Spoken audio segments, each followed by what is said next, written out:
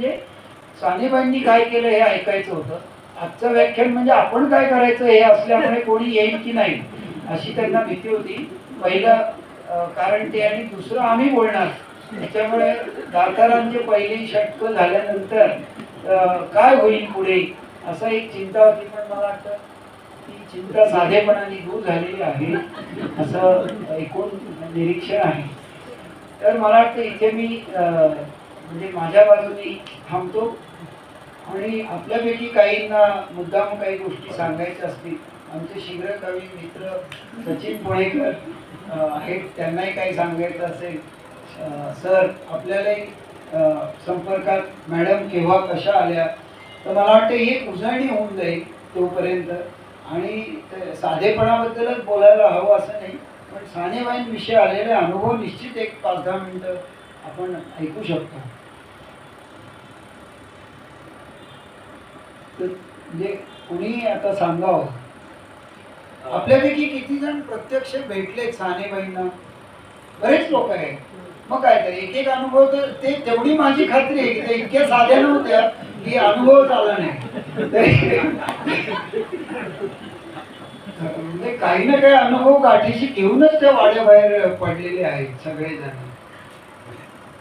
हा बोला ना, बसा बसा प्लीज. हा नमस्कार. मी अहमदनगर म्हणजे आता नवीन अहिल्यानगर आहे या ठिकाणी वास्तव्य माझं आहे. आणि सरांचे जे वडील आहेत ते माझे वर्गमित्र आहेत. आम्ही 64-65चे वर्गमित्र आहोत. 10-15 वर्ष झाले आम्ही एक ग्रुप तयार केलेला आहे आणि त्या ग्रुपमधून आमची ही ओळख झालेली आहे. हा विषय वेगळा आहे. आणि हेमाताई साळेंची जी माझी ओळख झाली, तर त्यांची जी मैत्रीण आहे ती नगरमध्ये राहते आणि त्यांचंही नाव या ठिकाणी असलेल्यांना अनेकांना माहिती असेल, सुलभाताई मोडक. याही गरवारेमध्येच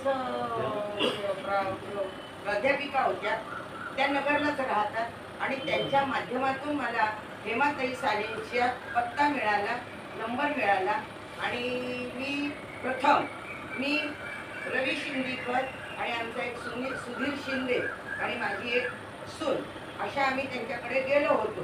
पण त्यावेळेला त्यांच्या रोडवर जे हॉकर्स वगैरे बसायचे त्यांच्याशी कदाचित त्यांचा वाद झालेला असावा आणि म्हणून ते वॉकर्स आमच्याकडे एकदम धावत आले आणि म्हणाले, नाही नाही म्हणे, तुम्ही सानेबाईंना काही भेटायचं नाही, काही नाही. त्यांनी आम्हाला स्पष्ट सांगितले माझ्याकडे कोणी आलं तरी भेटू द्यायचं नाही.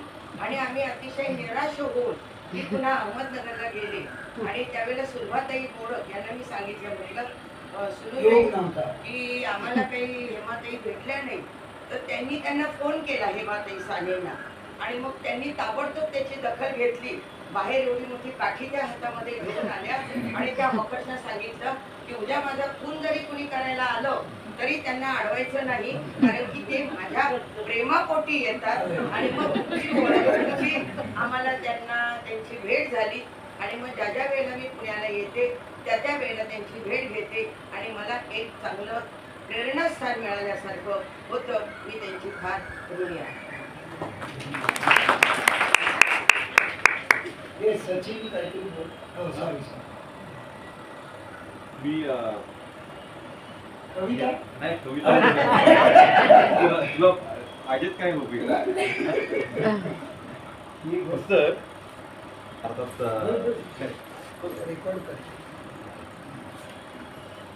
सर्वप्रथम सानेबाईंना विनम्र असं अभिवादन.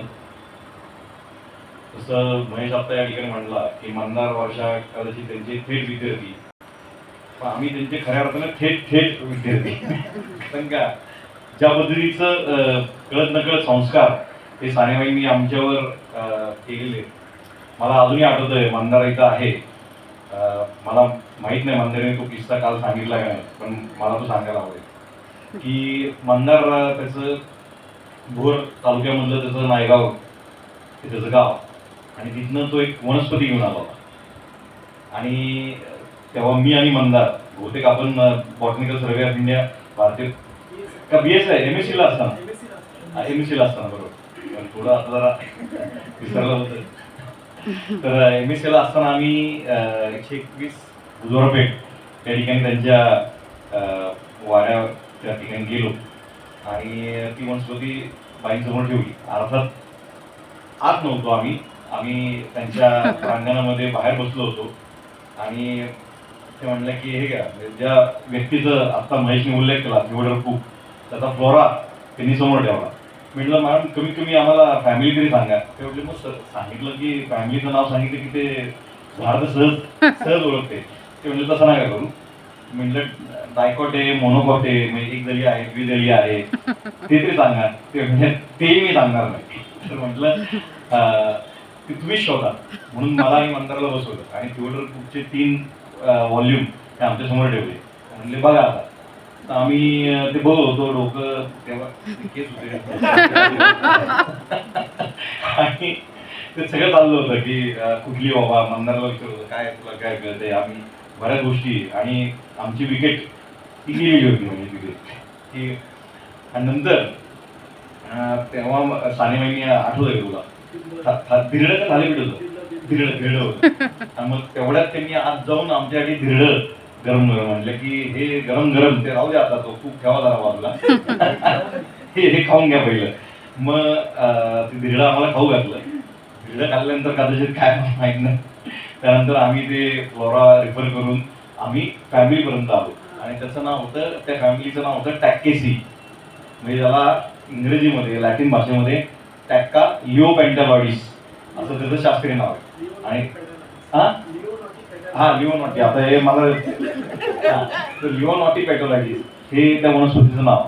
आणि ही मोनोकॉट मधली अत्यंत दुर्मिळ, म्हणजे आम्ही फारशी ती बघितली नव्हती आणि अत्यंत म्हणजे आता बऱ्यापैकी दिसते. पण जेव्हा टाक्का आम्ही बघतो तेव्हा सानेबाईंची आठवण, ते सानेबाईंनी खाऊ घातलेलं धिरडं असं सगळं आठवतं. आणि त्यांचा म्हणजे शिकवण्याची जी पद्धत होती त्याच्यामधला जो आपण म्हणतो साधेपणा, तो इतका होता की बाबा हे घ्या. किंवा आता मुद्दाम मी मध्यंतरी माझा चुलत मामाचा मुलगा जो वैद्यकीय क्षेत्रात काम करतो, तो मला म्हटलं की मला अरे सानेबाईंविषयी मी खूप ऐकलंय, तर मला त्यांना भेटता येईल. म्हटलं चल, असंच म्हणजे मध्यंतरी गेलो आणि आम्ही रात्री बाईंच्या घरी गेलो होतो. आणि बाईंनी नेहमी पद्धतीत ती चिमणी छोटी आणि त्या कोपऱ्यात बसून त्यांचं चाललं होतं काहीतरी, रेडिओवर काय ऐकत होत्या किंवा काहीतरी वाचत होत्या. तर त्यातलं मुद्दाम मी तुम्हाला आत्ता इथं तेव्हा मी काही डॉक्युमेंट केलं होतं, म्हणजे ते व्हिडिओ होते, तर त्यांचा आवाज तुम्ही ऐका फक्त. म्हणजे मुद्दाम तो तुम्हाला ऐकायला आवडेल. ठीक आहे दादा.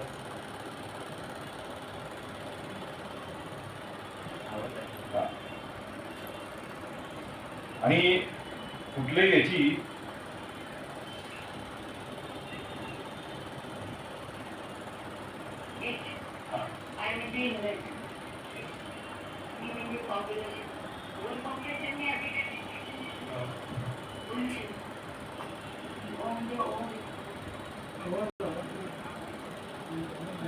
मॅक्सिमम होते किंवा मला माहित नाही कुठे वाढवता येतो.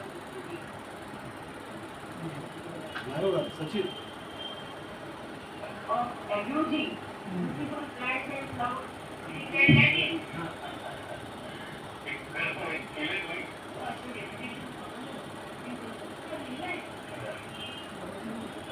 तर अर्थात सानेबाईंना तुम्ही ऐकावं, त्यांचा आवाज ऐकावा, त्यांच्या आवाजातला प्रगटपणा, साधेपणा, की एखादी गेलं तर जसं महेश म्हटला की बायोमिमॅटिक्स पर्यंत सगळे विषय त्यांना ज्ञात होते. मी खरंच थक्क व्हायचो की सगळ्या डेव्हलपमेंट, रिसेंट डेव्हलपमेंट आपल्याला कदाचित नेचर, सायन्स या जर्नलमध्ये ज्या प्रकाशित व्हायच्या या देखील त्यांना माहिती असायच्या. आणि छोट्याशा घरात पण त्यांना काही इंटरनेट ॲक्सेस किंवा असं काही नसायचं, पण त्यांना कुठनं माहिती व्हायचं याचा शोध तर आपल्याला घेतला पाहिजे.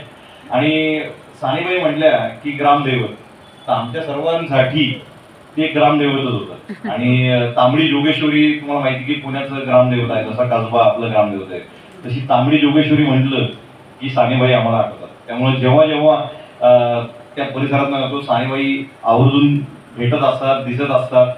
त्या दिवशी मी आणि माझी बायको त्या ठिकाणी जात होतो आणि त्यांच्या घराच्या बाहेर काही विक्रेत्यांचे स्टॉल लागले जायचे. तर बायकोची ओळख करून दिली, बायको त्यांच्या पाया पडली कळले थांबवलं तिला आणि तिला तिथं समोर जो विक्रेता होता आणि त्यांच्याच ह्याच्या ठिकाणी तो स्टॉल लावायचा, तर त्यांनी क्लिप दिलं तिला आणि म्हणले हे माझ्याकडनं तुला भेट. आणि माझ्या सांगतो बायकोला माहीत नव्हतं सानेबाई गेल्या आणि नेमकं मी त्यांच्या दरवाज्यावरनं बायकोला घेऊन पलीकडे आपण चौकाकडे चाललो होतो. तर त्या म्हणल्या सानेबाई, म्हटलं सानेबाई गेल्या म्हटलं. ते म्हणल्या आज म्हणजे मला माहीत नाही, मी एवढे दिवस घातले नाही, पण आज मी ती नेमकी क्लिप घातली आणि ती क्लिप तिने त्या दिवशी घातली होती आणि त्यांच्या घरावरून आम्ही चाललो होतो. तर असं एक वेगळं नातं सानेबाईंचं आमच्या सर्वांचं होतं. फारच भावनिक असं आमचं नातं होतं. सानेबाईंविषयी खूप सांगायला गोष्टी आहेत, पण महेश आणि मंदारनी काल त्या गोष्टी थोड्या उलगडून सांगितलेल्या आहेत. उद्याही आपल्याला ती पर्वणी की त्यांच्याविषयी आपल्याला निश्चित जाणून घ्यायला आवडेल. सानेबाई, तुम्ही जिथे आहात तिथनं तुमचा वरद असतं, तुमचा आशीर्वाद आम्हा सर्वांना नक्की असेल. धन्यवाद.